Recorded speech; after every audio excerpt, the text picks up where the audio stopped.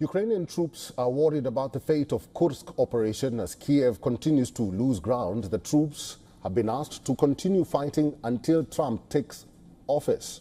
Our next report tells you why Ukrainian troops are retreating from the front lines.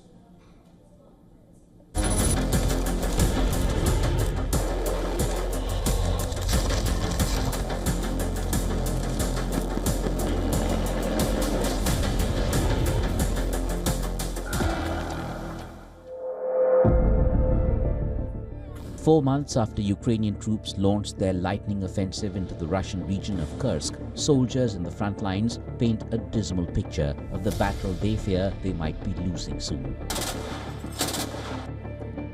With the winter setting in, the cold weather conditions and the Russian onslaught is putting the Ukrainian troops on the back foot. Chronic sleeplessness caused by Russia's constant bombardment and the use of 3,000-kilogram Clyde bombs are robbing the fatigued soldiers of the will to put up a tough fight. Reports cite a lack of equipment and a confusing mix of instructions from the commanding officers have further demoralized the troops. With the Russian forces gradually retaking territory, many soldiers are in retreat. The shifting goals of the Ukrainian government are only adding to further chaos. And now the Ukrainian soldiers are being asked to hang on to this small sliver of Russian territory till Trump takes office in January and begins negotiations.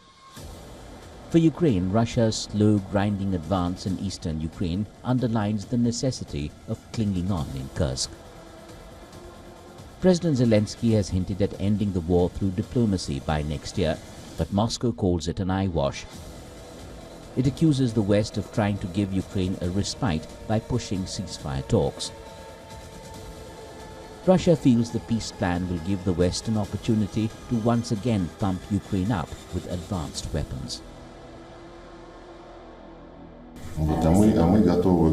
We are ready for honest negotiations, as President Putin said. However, he advised Zelensky's masters to first force him to cancel the decree that bans negotiations with Putin's government. But we are ready for negotiations if they will be conducted on the basis of a comprehensive consideration of the legitimate interests of each party.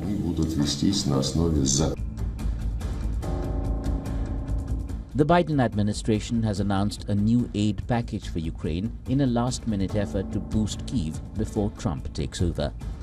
Putin, on the other hand, has approved record defense spending in the military budget. With Zelensky wanting to end the war early without getting back all of Ukrainian territory from Russia, one can barely say where this war is headed. Bureau Report, WION World is One.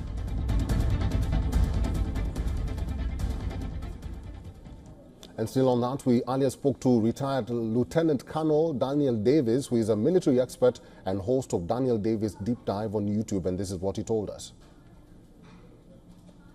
Yeah, you don't wait for Trump. You don't need to wait for Trump. The war has been decided long, long ago. There is no path to a military victory. There's no longer a path even to hold on for the Ukraine side. So the thing that makes the most sense to limit the damage is to seek negotiated settlement now, while they still can. Because just imagine how foolish it would be to wait, until January 20th to start negotiations that are coming, and then die in larger numbers in between now and then pursuing something that can't be attained. It just doesn't make any moral sense, and it definitely doesn't make any military sense, but it looks like that's exactly what they're going to do, and it looks like the U.S. is going to support it.